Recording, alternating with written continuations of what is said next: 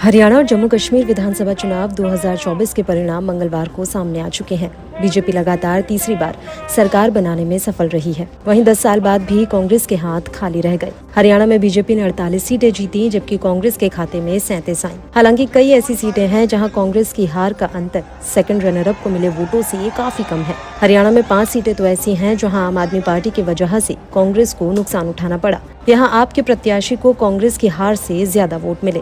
5 सीटों पर जहां आपने समीकरण बदले, उनमें सबसे पहली सीट है उचाना कला विधानसभा सीट की। इस सीट पर आम आदमी पार्टी के उम्मीदवार को कुल 46,473 वोट मिले। उचाना कला सीट से बीजेपी प्रत्याशी केवल 32 वोटों के मार्जिन से जीते। दूसरी सीट है डबवाली विधानसभा। यहां से INLD को कुल 56,074 वोट मिले और उन्होंने कांग्रेस को 610 वोटों से हराया, जबकि इस सीट पर आप उम्मीदवार को 6,606 वोट मिले। दादरी विधानसभा सीट की बात करें, इस सीट से बीजेपी उम्मीदवार ने कुल 1957 वोटों के मार्जिन से कांग्रेस प्रत्याशी को हराया। इस सीट पर आपके उम्मीदवार को कुल 64,229 वोट मिले।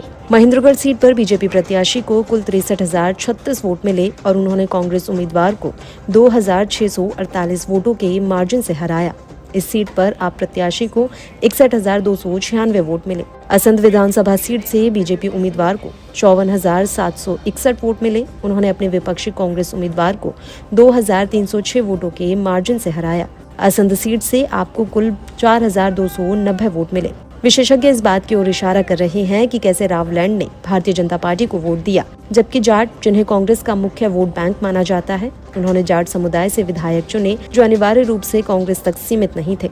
इससे बीजेपी की सीटों की संख्या में उछाल आया और कांग्रेस अपने मुख्य निर्वाचन क्षेत्र से अधिकतम लाभ नहीं उठा पाई।